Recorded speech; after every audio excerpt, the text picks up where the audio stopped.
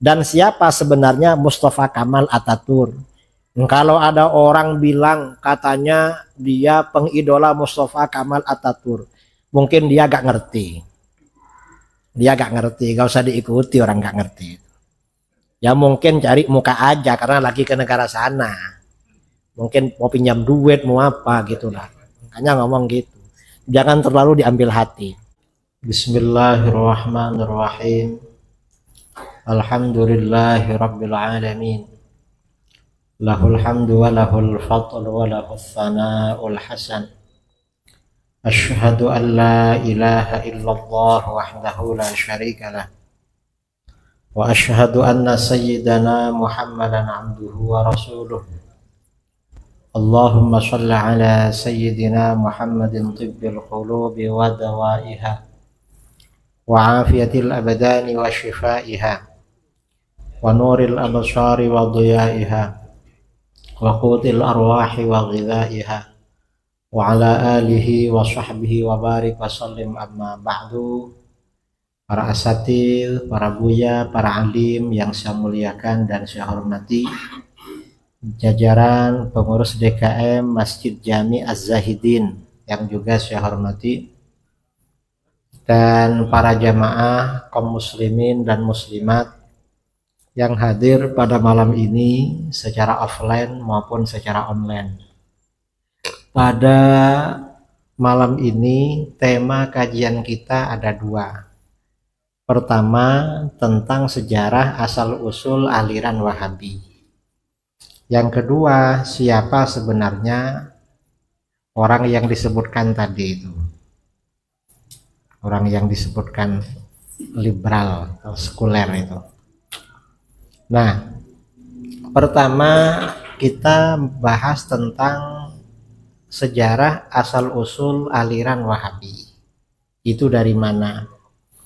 Mengapa ini perlu kita bahas? Yang pertama, karena kita sudah memaklumkan, sudah tahu kalau umat Islam Indonesia sejak awal adalah Islam Ahlus Sunnah wal Jamaah. Itu sejak dulu memang Ahlus Sunnah wal Jamaah. Di dalam fikih mazhabnya Imam Syafi'i, dalam akidah mazhabnya Imam Asy'ari, dan buya-buyanya, para ulamanya semuanya sufi. Itu ulama Indonesia. Jadi memang kental aswaja Ahlus Sunnah wal Jamaah. Belakangan ini kira-kira 150 tahun ini ada dua aliran masuk ke negeri kita. Siapa? Yang pertama aliran Wahabi atau faham Wahabi. Wahabi ini masuk. Kemudian yang kedua faham Syiah.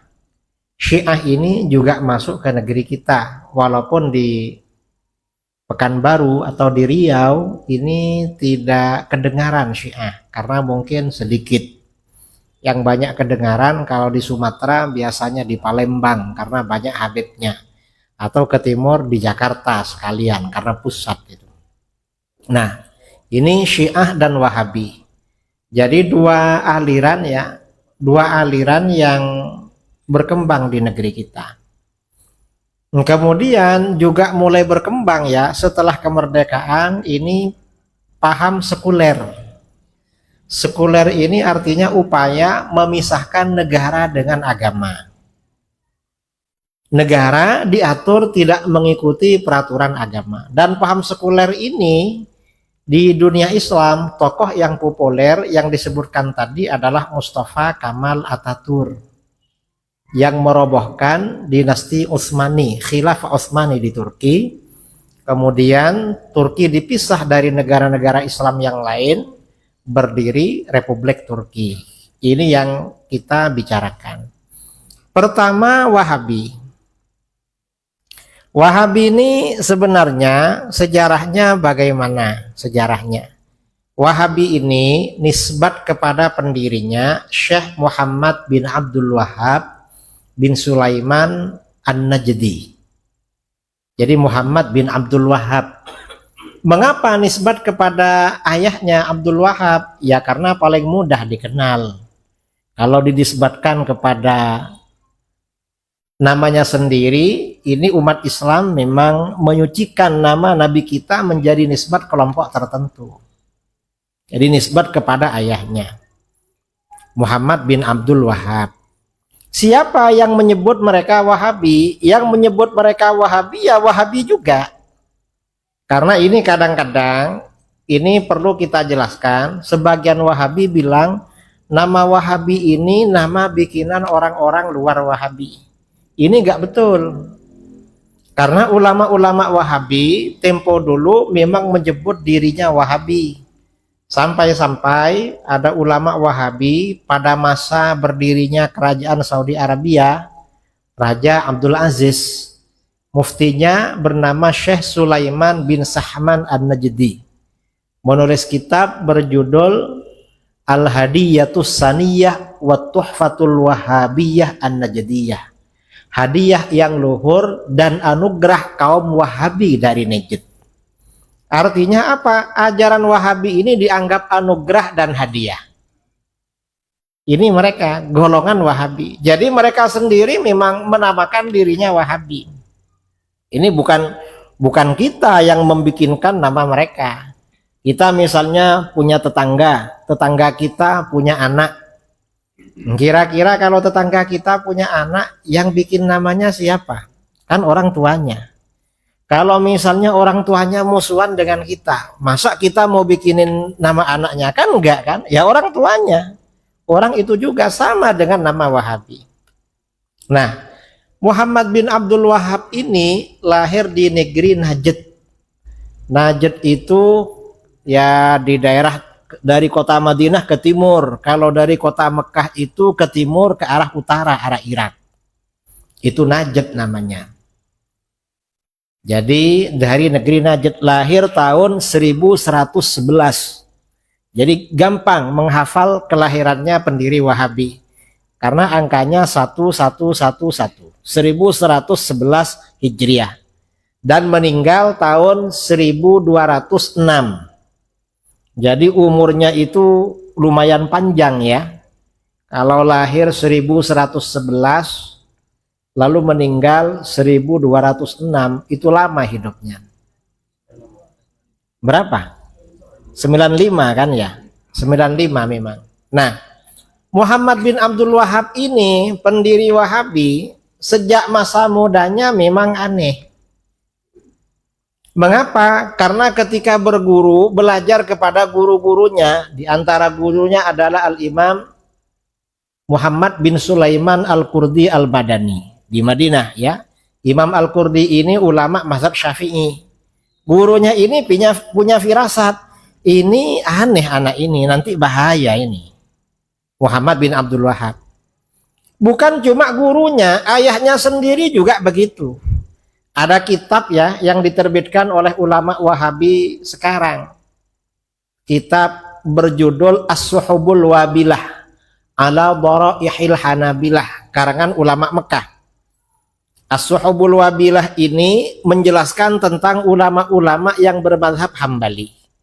Ketika menulis biografi Syekh Abdul Wahab bin Sulaiman At-Tamimi An-Najdi, ayahnya pendiri Wahabi, ini menyinggung anaknya. Ini ayahnya pendiri Wahabi yang berbahaya. Ayahnya ini memang mengingatkan sama masyarakat pada waktu itu.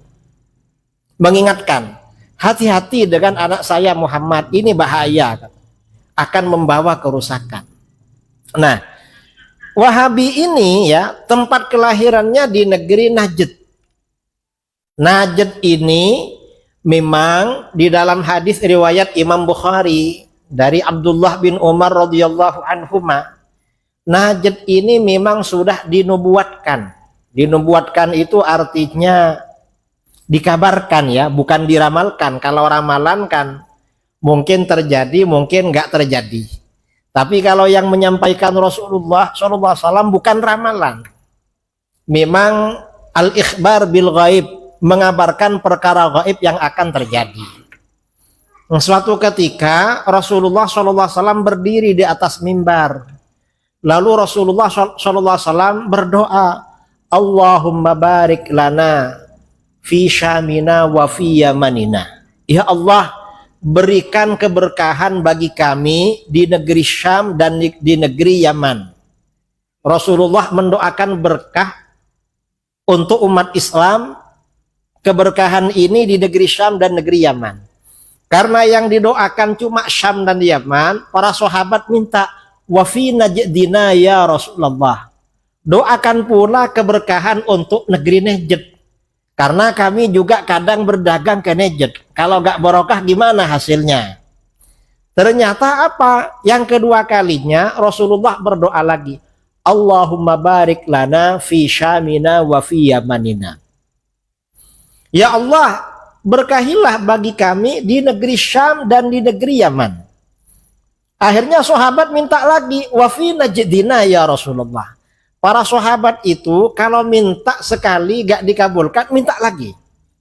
Karena Rasulullah itu penyayang pada sahabatnya, pada umatnya penyayang. Najd Rasulullah doakan pula. Ternyata untuk yang ketiga, untuk apa namanya? Yang ketiga, Rasulullah berdoa lagi, Allahumma barik lana fi syamina wa fi yamanina. Ya Allah, berilah keberkahan bagi kami di negeri Syam dan Najd. 3 kali gak mau di negeri Syam dan negeri Yaman. 3 kali Rasulullah gak mendoakan Najd.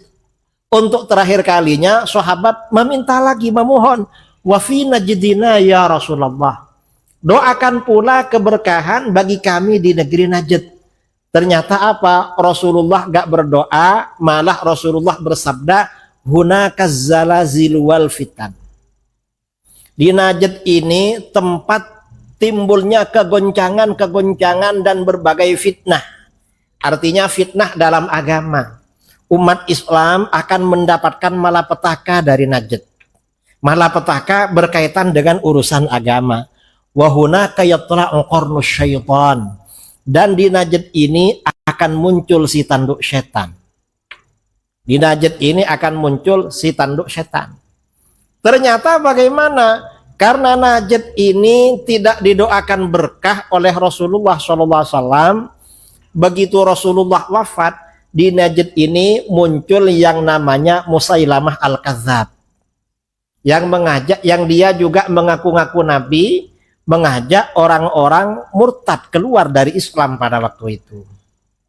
Nah, jadi memang tidak didoakan berkah. Dalam perjalanan waktu, karena Najd ini tidak didoakan berkah, selama 1000 tahun lebih tidak muncul seorang ulama besar atau orang soleh atau orang wali dari Najd. Gak ada. Saudara nanti ya, para pelajar kalau sudah pandai baca kitab, lalu beli laptop, lalu buka Maktabah Syamilah, himpunan kitab-kitab berbahasa Arab, lalu dikaji biografi para ulama sejak masa sahabat sampai pra berdirinya Wahabi selama 1000 tahun. Ulama-ulama, perawi hadis, orang-orang soleh, cari ulama yang nisbatnya, yang daerahnya An-Najdi, tidak akan dapat. Gak ada. Mengapa? Karena memang gak barokah. Rasulullah gak mendoakan berkah. Kalau ulama dari negeri-negeri lain, misalnya Al-Baghdadi, Al-Iraqi, atau Ad-Dimashqi, Al-Yamani, Al-Hadrami, itu ramai. Tapi An-Najdi gak ada. Baru setelah akan muncul aliran Wahabi, di Najd ini mulai ada ulama-ulama. Dan terakhir, dan akhirnya apa? Muncul sang pendiri Wahabi namanya Muhammad bin Abdul Wahab. Setelah muncul oleh para ulama, oh ini berarti yang dimaksud di dalam sabda Rasulullah SAW sebagai si tanduk setan. Nah, mengapa Wahabi ini dianggap tanduk setan? Hewan itu ya, hewan, misalnya kambing ya, atau saudara kalau lihat YouTube, kalau banteng Afrika itu kalau diserang oleh singa, itu biasanya akan dilawan dengan tanduknya. Artinya tanduk itu kekuatan. Kekuatannya hewan ada pada tanduk. Di akhir zaman, kekuatan setan itu ada pada tanduknya. Siapa tanduknya? Wahabi. Kok bisa begitu? Karena orang ya, misalnya orang sholat berjamaah ke masjid. Setelah sholat berjamaah kan zikir. Zikir bersama, zikir berjamaah. Lalu doa bersama. Kadang-kadang ya, kadang-kadang dia habis sholat, hatinya tarik menarik. Ini ikut zikir enggak? Ikut zikir apa enggak ya? Karena mau turun tolah toleh jamaah gak ada yang turun, akhirnya malu mau turun, terpaksa ikut zikir. Wah, ikut zikir dulu lah, ini kalau turun malu. Apalagi di belakang ada calon mertua misalnya. Ini malah bisa gak jadi nanti, bisa gak lanjut lamaran ini, ada calon.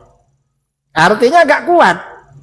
Oleh setan ditarik-tarik untuk turun dari masjid gak kuat. Akhirnya apa? Suatu ketika orang ini salah ngaji, salah ikut kajian. Kok salah ikut kajian? Belajar pada orang Wahabi. Gimana kata Ustadz Wahabinya? Zikir bersama habis sholat hukumnya bid'ah dan haram, masuk neraka. Oh, disampaikan dalilnya gini-gini, kullu bid'atin dhalalah, semua bid'ah adalah sesat. Oh, ternyata zikir bersama di Az-Zahidin itu bid'ah, haram. Berarti kalau ke Az-Zahidin ikut berjamaah aja. Habis sholat langsung pergi. Dia berjamaah, mungkin as-safnya di depan. Begitu selesai sholat, imamnya zikir suara keras, akhirnya apa?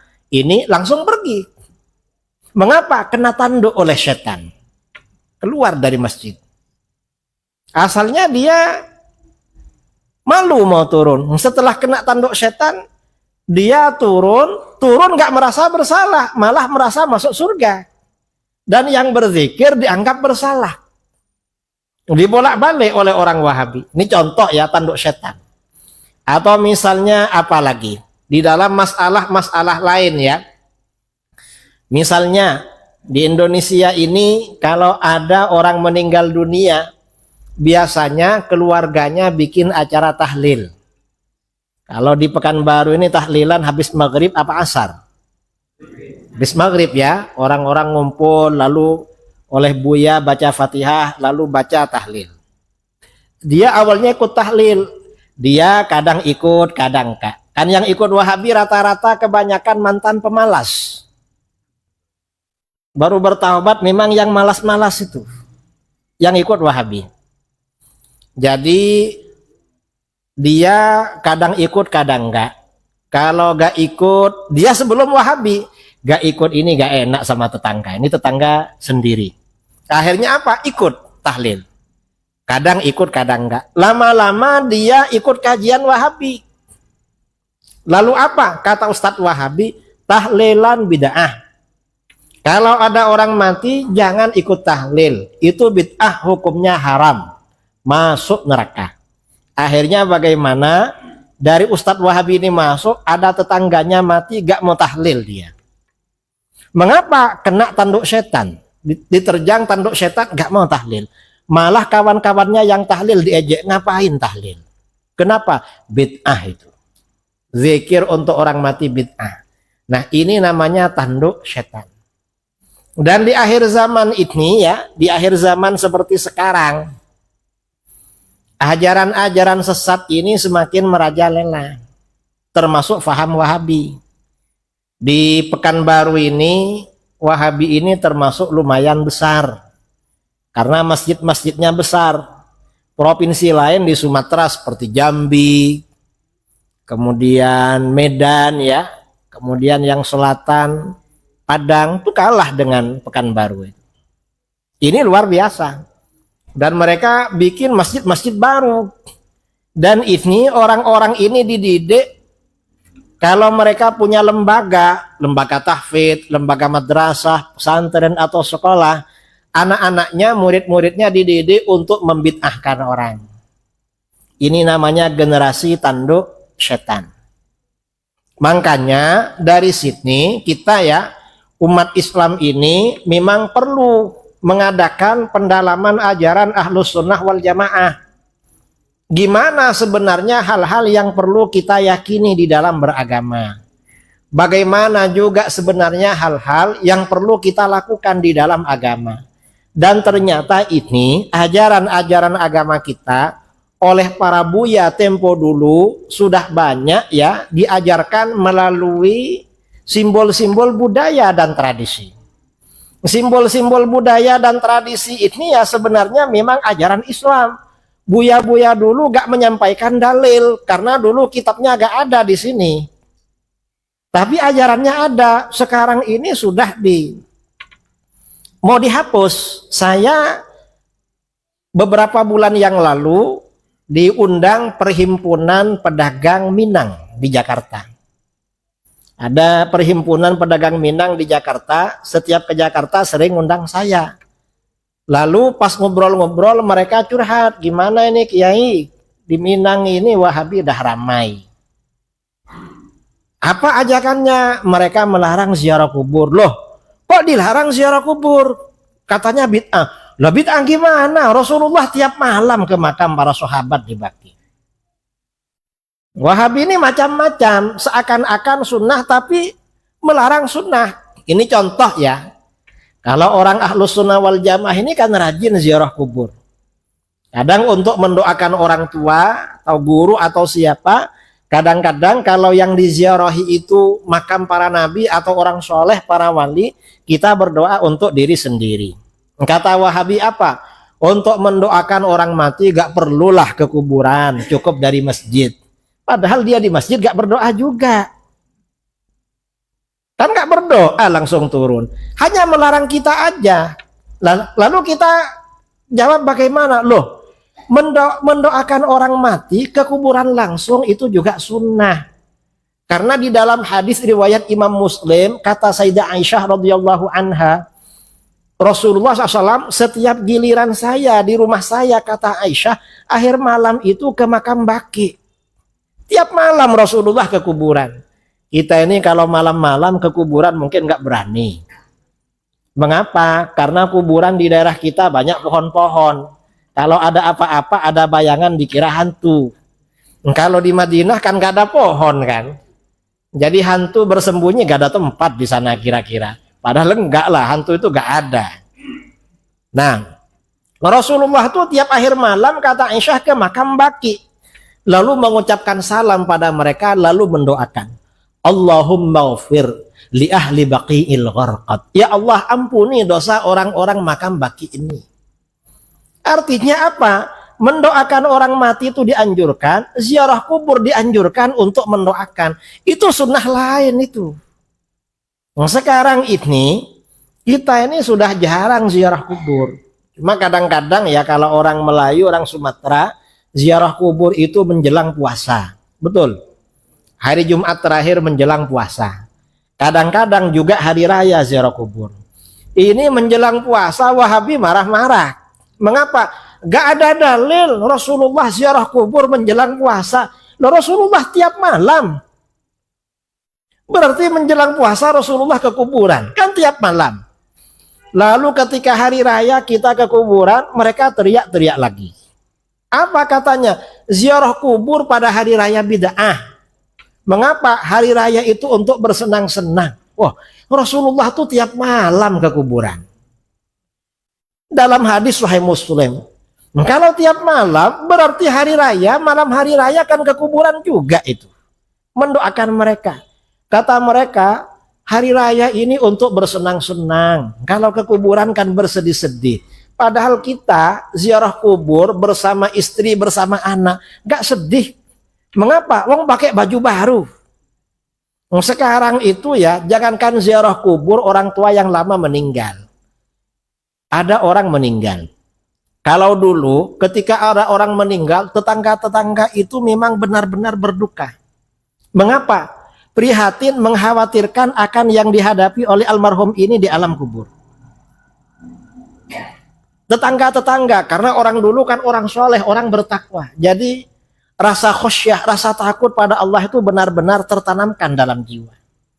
Sekarang ini ada tetangga meninggal, kadang-kadang sambil gali kuburan. Lalu waktu digali kok ada tulang. Jadi candaan itu. Ayo tulangnya siapa ini?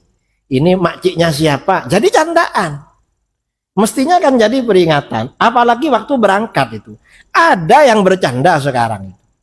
Artinya apa? Sekarang ini orang ke kuburan gak ada yang bersedih. Malah kadang-kadang di kuburan sempat selfie-selfie itu. Jadi ajang foto. Habis itu fotonya di-upload ya, di story atau di mana. Loh kok sekarang dibilang orang sedih-sedih? Ini Wahabi. Artinya apa? Bahaya memang ajaran Wahabi ini ziarah kubur. Kemudian juga ya, yang kaitannya dengan ziarah kubur yang dilarang oleh Wahabi ini apa? Kita ziarah kubur ini kan mengucapkan salam. Kalau Wahabi ini kan memang mereka gak ada ziarah kubur. Wahabi ini begitu keluarganya meninggal dunia, sampai di kuburan, kalau cuma dia yang Wahabi, lalu orang-orang baca talqin, dia sendiri yang emosi di kuburan. Menjadi orang tersulut emosinya, menjadi pemarah. Karena talqin katanya bid'ah. Padahal talqin ini memang ijma ulama dari dulu. Para ulama dari dulu di mana-mana nganjurkan talqin. Karena ada hadisnya. Hadisnya walaupun dhaif, tetapi digabung dengan hadis-hadis lain, itu bisa menjadi layak untuk dijadikan hujjah kata para ulama. Ini hadis talqin. Kemudian begitu pulang dari kuburan ya, kalau orang-orang ahlus sunnah ini di rumah biasanya menyiapkan hidangan makanan. Orang yang takziah dikasih makan. Lalu malam harinya ada acara tahlil. Kalau Wahabi itu katanya bid'ah ngasih makan itu. Haram bid'ah. Padahal enggak. Itu memang ada khilafiyah di kalangan para ulama.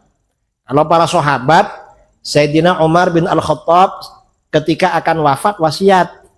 Nanti orang-orang yang takziah kasih makan. Sebagian sahabat yang lain, Imran bin Husain, juga berwasiat kepada keluarganya, fa idza raja'tum fanharu wa at'imu. Nanti kalau pulang habis memakamkan saya, sembelihlah unta atau kambing. Lalu orang-orang yang datang kasih makan. Para sahabat ini ya memang ngasih makan memang. Dan Rasulullah SAW ketika ditanya tentang itu membolehkan. Ada sahabat namanya Amr bin As, tanya sama Rasulullah, Rasulullah, ayah saya As bin Wa'il. As bin Wa'il ini nazar dulu akan menyembelih unta 100 ekor. Ada orang Pekanbaru nazar nyembelih kambing atau sapi 100 ekor, ada? Belum ada ya, belum ada. As bin Wa'il ini pernah nazar nyembelih unta 100 ekor. Belum sempat nyembelih dia meninggal. Lalu abang saya, kata Amr, abang saya Hisham bin Al-As sempat nyembelih 50 ekor. Gimana Rasulullah? Apa saya sembelihkan sisanya yang 50 ekor untuk ayah saya? Kebetulan As bin Wa'il ini meninggalnya dalam keadaan musyrik. Maka apa jawaban Rasulullah SAW?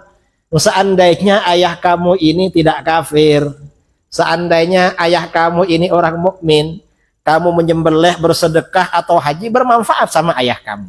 Cuma dia kan orang kafir, gak berguna. Artinya apa? Sedekah makanan untuk orang yang meninggal dalam keadaan beriman itu bermanfaat. Sedekah. Termasuk sedekah kenduri. Dan ini dalil-dalilnya banyak sekali. Makanya oleh para buya tempo dulu, para ulama tempo dulu, ini diterapkan dalam tradisi yang disebut kenduri kalau di Jawa. Kalau di sini apa namanya? Hah? Kenduri juga ya? Kasih makan. Dari dulu ada. Lah ini Wahabi melarang-larang begini. Kemudian acara tahlilannya dilarang juga. Mengapa? Itu kok zikir terkomando. Ada yang mimpin, lalu yang lain ikut. Lah terus kenapa? Gak benar itu, gak boleh bid'ah. Lah bid'ah gimana? Oh, sebagian sahabat ada yang meninggal dunia, Rasulullah SAW juga mengkomando. Rasulullah bukan mengkomando ya, di dalam hadis riwayat Imam Ahmad, ketika sahabat Sa'ad bin Mu'adz meninggal dunia, Rasulullah SAW ramai-ramai pergi takziah.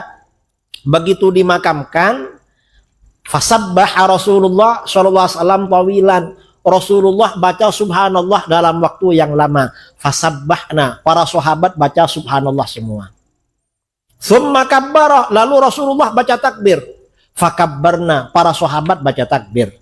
Dalam satu riwayat Rasulullah baca la ilaha illallah, para sahabat baca.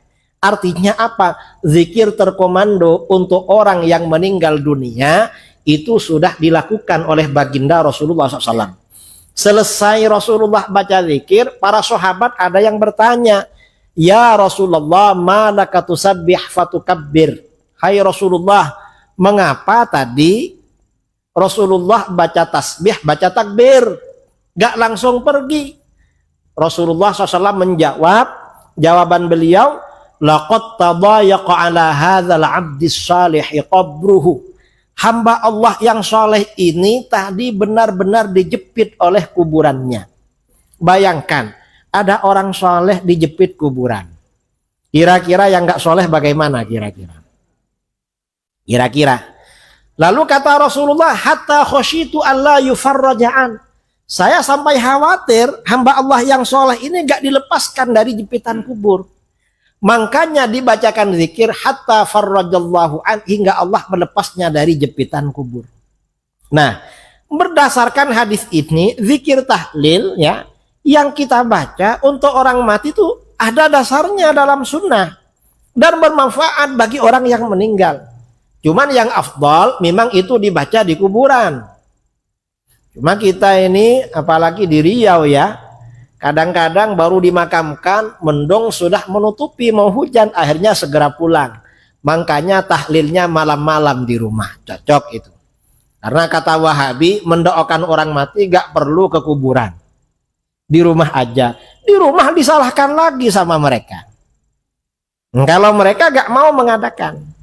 Nah ini namanya yang dimaksud dengan tanduk setan. Wahabi tanduk setan, karena mengapa? Kalau ini amalan-amalan baik ini tidak dibid'ahkan oleh orang Wahabi, orang yang tidak hadir ke majelis zikir, tidak hadir ke tahlilan, gak ziarah kubur, ini paling-paling ya orang pemalas. Dan mungkin sewaktu-waktu dia datang, karena mungkin, wah ini kalau gak datang nanti ayah saya kalau meninggal tetangga gak ada datang. Walaupun dia datangnya kurang ikhlas, khawatir kalau bapaknya meninggal gak didatangi sama tetangga. Terpaksa dia datang. Mungkin begitu. Tapi begitu Wahabi berfatwa, ajaran ini dianggap bid'ah, orang ini gak datang dan merasa paling benar. Malah yang datang, yang melakukan disalahkan. Ini saudara yang disebut dengan tanduk setan. Makanya hati-hati dengan ajaran Wahabi. Mengapa? Karena ajaran Wahabi ini ya memang berbeda dengan ajaran Ahlus Sunnah wal Jamaah. Mereka ini memang mengajak kita tidak percaya kepada hal-hal gaib, di mana kita diwajibkan beriman pada hal-hal itu. Contoh ya, yang mereka mengajak tidak percaya kehidupan alam barzah. Kalau di dalam ajaran Islam itu Rasulullah SAW di alam barzah itu masih hidup dan mendoakan kita umatnya. Rasulullah mendoakan terus. Wahabi gak percaya. Begitu disampaikan hadis, mereka terkejut. Kok ada ajaran begini? Mengapa? Gurunya gak menyampaikan. Karenanya ada ulama Wahabi ya, 30 tahun di kota Madinah gak pernah ziarah makam Rasulullah SAW. Dan dia bangga, saya 30 tahun gak pernah ziarah katanya. Bangga. Lah kita ini ingin punya uang tiap bulan ke sana. Mau tiap bulan diajak umroh? Mau kan, ingin ziarah. Wahabi gak mau. Sudah tinggal di sana gak ziarah malah. Mengapa? Ini hatinya keras, ada jafa ya, hatinya keras. Kalau kita ya percaya begini, karena memang di dalam hadis-hadis itu banyak riwayat-riwayatnya. Kalau kita ini dianjurkan ziarah ke makam Rasulullah SAW, ziarah ke makam para sahabat, ya, baik sahabat yang ada di Baqi maupun sahabat yang ada di Ma'la di Mekah, ya, maupun sahabat yang ada di Uhud atau di tempat-tempat lain, atau ziarah ke makam para aulia. Kalau orang-orang Jawa, orang-orang Sumatera kadang-kadang datang ke Jawa ziarah makam Wali Songo. Sebenarnya di Sumatera juga banyak makam para aulia, seperti di Aceh ya, di mana itu, di Syahkuala, kemudian di Aceh Utara, kemudian di Barus, kemudian di Padang. Di Padang tuh juga banyak makam para aulia, para mursyid thariqah. Kemudian ya di Riau, mungkin ada juga di Riau itu, di mana-mana. Cuma karena penduduk Sumatera ini sedikit, ziarah tidak ramai. Kalau di Jawa penduduknya ramai, di Sumatera ini satu provinsi kadang penduduknya 3 juta sampai 5 juta. Kalau di Jawa tiap provinsi penduduknya 40 juta lebih. Jadi yang ziarah itu ramai terus. Padahal ramai karena banyak orangnya. Makanya orang Sumatera kalau ziarah para wali malah ke Jawa. Padahal tetangganya yang wali banyak juga itu. Cuma karena orangnya sedikit itu.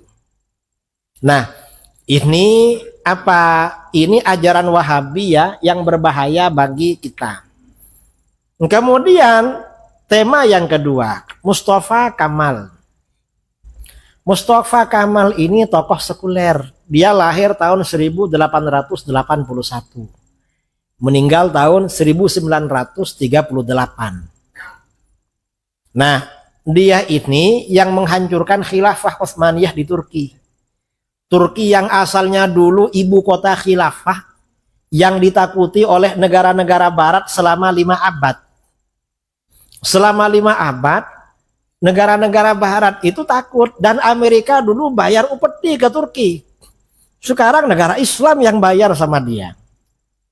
Sama Amerika, sama barat itu. Dulu yang ditakuti ya Mustafa Kamal ini yang menghancurkan khilafah Utsmaniyah. Di sana dulu orang-orang tuh berjilbab, bercadar ya. Setelah Mustafa Kamal ini berkuasa, para khalifah dideportasi ya. Sultan-sultan Utsmani, Sultan Abdul Hamid itu dideportasi ke Perancis. Kemudian sultan setelahnya dibuang ke Vina, ke Widna, kemana-mana. Lalu dia berkuasa, lalu masyarakat gak boleh pakai jilbab. Perempuan yang sekolah wajib pakai rok mini. Bukan rok mini ya. Kalau rok mini nama orang, rok mini. Saya masih ingat dulu ketika masih kecil, anak-anak sekolah SD, SMP, roknya di atas lutut. Itu kan warisan Mustafa Kamal. Baru setelah tahun 90-an ada demo-demo jilbab baru agak panjang ke bawah. Sekarang ini alhamdulillah sudah ke bawah. Cuma karena pergaulan bebas, kalau sepi-sepi dibuka kadang-kadang. Ini yang rusak. Mengapa? Karena negara ini sudah tidak islami. Dan di Turki ini oleh Mustafa Kamal, simbol-simbol agama diganti dari bahasa Arab ke bahasa Turki. Pondok-pondok, madrasah-madrasah ditutup semua. Ribuan ulama dibunuhnya. Lebih 5.000 ulama waktu itu yang dibunuh. Cuma ada ulama namanya Sayyid Sulaiman yang mendirikan pondok Sulaimaniyah. Sayyid Sulaiman ini karena mengajar waktu itu gak bisa, akhirnya apa? Sayyid Sulaiman ini seorang ulama beralih menjadi sopir taksi. Kalau ada anak muda bekerja dekat dengan beliau ditanya, kamu gajinya berapa sebulan? Sekian. Kalau kamu ngaji ke saya kasih gaji lebih dari itu. Ngajinya di mana? Di dalam taksi. Mengapa? Biar agama tetap berjalan. Syekh Sulaiman ini. Itu kan ceritanya pondok-pondok Sulaimaniyah. Jadi orang-orang diajak belajar sambil naik taksi beliau. Diajarkan Al-Quran, diajarkan apa. Sampai kemudian setelah Turki ini agak leluasa ya. Akhirnya madrasah atau pondok Sulaimaniyah ini bisa berdiri di mana-mana. Di Indonesia termasuk di Pekanbaru kan ya. Ada pondok Sulaimaniyah. Itu warisan dari itu Syekh Sulaiman di Turki itu. Karena putar otak gimana caranya. Sampai-sampai ya siapa? Mustafa Kamal ini melarang ibadah haji. Ibadah haji gak boleh pada masa Mustafa Kamal. Gak boleh ibadah haji. Dan ini hal-hal yang semacam ini munculnya aliran-aliran sesat ya, aliran-aliran sesat termasuk Wahabi. Ini memang sudah dinubuatkan oleh baginda Rasulullah SAW. Dalam hadis riwayat Imam Ahmad dari Abu Hurairah radhiyallahu an, Rasulullah sallallahu alaihi wasallam bersabda, "Latung qadanna ural Islam urwatan urwatan." Sungguh simpul-simpul Islam, tali-tali Islam akan benar-benar diputus satu demi satu. Artinya ajaran Islam ini ditinggalkan satu demi satu. Siapa yang nyuruh meninggalkan? Ada yang menyuruh itu aliran sesat melalui fatwanya. Ada yang menyuruh itu pemerintahan yang tidak islami melalui kebijakannya. Kullama intaqadat urwatun tashabbatsan nas billati taliha. Setiap ada simpul terputus, ada ajaran berganti, orang-orang berpegangan dengan sisanya. Sisanya dipegang, nanti diputus lagi, pindah, tambah sedikit. Apa saja? Awwaluhunna al-hukmuh. Simpul pertama yang akan diputus oleh umatku adalah hukum. Artinya tidak berhukum Islam. Berdirinya kerajaan-kerajaan atau negara-negara sekuler. Dulu kerajaan-kerajaan di Nusantara, kalau di sini kan kerajaan Siak ya. Sultan yang terakhir siapa? Syarif Qasim. Itu kerajaan Islam yang berlaku hukum Islam. Kerajaan-kerajaan kalau di Jawa ya, Kesultanan Banten, lalu ke timur Kesultanan Cirebon, ke timur lagi Kesultanan Mataram, ke timur lagi Kesultanan Sumeneb di Madura, ke timur lagi Kesultanan Bima, Kesultanan Lombok, ke timur lagi Kesultanan Tidore dan Ternate, agak ke utara Kesultanan di Sulawesi. Itu Islam yang dijalankan, hukum Islam yang dijalankan. Tapi bagaimana setelah kemerdekaan, negara ini memang dikendalikan oleh orang-orang sekuler, hasil didikan orang-orang Belanda ya. Kemudian negara kita tidak berhukum Islam. Kemudian yang terakhir apa nanti? Wa akhiruhunna as-shalah. Yang terakhir nanti akan diputus adalah sholat. Akan ada larangan sholat. 4 tahun lalu ada testing, larangan sholat. Cuma yang dilarang bukan sholat di rumah. Yang dilarang sholat di masjid. Alasannya apa? COVID. COVID itu menular kalau sholat berjamaah aja. Tapi kalau ngumpul-ngumpul di hiburan apa, gak ada COVID.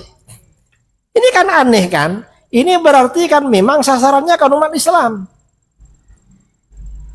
Karena orang-orang yang bikin larangan dulu ketahuan, bikin konser musik-musik, gak ada tindakan. Sementara yang sholat ke masjid-masjid gak boleh. Dulu masjid-masjid di kota-kota, entah di sini ada apa enggak, kan dikasih jarak 1 meter. Ada di sini, ada juga ya. Ini ya mungkin termasuk nubuat dalam hadis ini, testing, larangan sholat. Yang enak itu kemarin yang hidup di desa-desa, di kampung-kampung, karena agak terjangkau larangan. Yang payah ini yang di kota-kota. Nah ini memang nubuatnya seperti itu. Artinya apa? Ke depan ini fitnah agama akan banyak terjadi. Kalau terjadi fitnah-fitnah seperti ini, maka bagaimana? Kalau ada fatwa-fatwa atau peraturan-peraturan yang merubah ajaran agama, asalnya ajaran ini dijalankan dari dulu, sekarang kok dibid'ahkan, dilarang-larang, dibilang haram, maka bagaimana? Hati-hati. Karena itu termasuk serial tanda-tanda akhir zaman. Itu biasanya ya aliran macam-macam. Ada aliran Wahabi, ada aliran Syiah, kemudian ada aliran liberalisme, sekularisme, kemudian juga pluralisme ya, ajaran-ajaran lain yang bermacam-macam itu. Dan ini akan terus muncul. Mengapa terus muncul? Karena umat Islam ini semakin lemah ke depan. Kita ini perlu ya, anak-anak kita dididik, masukkan pondok. Ustadz Ridho ini bikin pondok namanya Ihya Ulumuddin. Kemudian agak jauh dari sini, UAS dan kawan-kawan bikin pondok Nurul Azhar. Lalu Ustadz Zulhendri Rais bikin pondok Darul Hadis Idrusiyah. Dan ustadz-ustadz yang lain. Nah, anak-anak kita ini masuk pondok, ini tujuannya apa? Paling enggak ke depan itu menjaga diri. Mengapa menjaga diri? Karena ke depan ini taruhan yang paling berat itu taruhan keimanan, saudara. Orang ini yang penting beriman ke depan ini. Kalau sekarang ini ya makanan ini yang penting halal atau syubhat. Kalau cari yang halalan thayyibah sekarang ini susah. Syubhat ini sudah lumayan sekarang. Karena rata-rata makanan yang ada syubhat. Yang penting nggak haram. Kadang-kadang masih sempat cari yang haram. Sekarang ini yang penting nggak haram sudah bagus. Karena syubhat itu biasa sekarang. Ini makanan. Kemudian di dalam beragama yang paling berat ke depan ini menjaga keimanan. Mengapa? Karena dari sana terjadi perubahan dari Timur Tengah. Wahabi ini menguasai tanah suci. Kita para buya di Indonesia ya membentengi umatnya, hati-hati dengan Wahabi. Gimana ajaran Wahabi, Buya? Wahabi ini bahaya. Orang tuh habis sholat baca zikir. Ini ajaran Ahlus Sunnah baca zikir. Atau Ustadz Wahabi juga ada zikir. Akhirnya pergi umrah. Setelah pergi umrah, dia lihat di Masjidil Haram dan Masjid Nabawi kok gak ada zikir. Jangan-jangan Buya itu keliru. Ini masih lumayan karena masalah zikir kan. Ada yang lebih parah. Apa yang lebih parah? Buya menjelaskan di sini tentang aurat perempuan.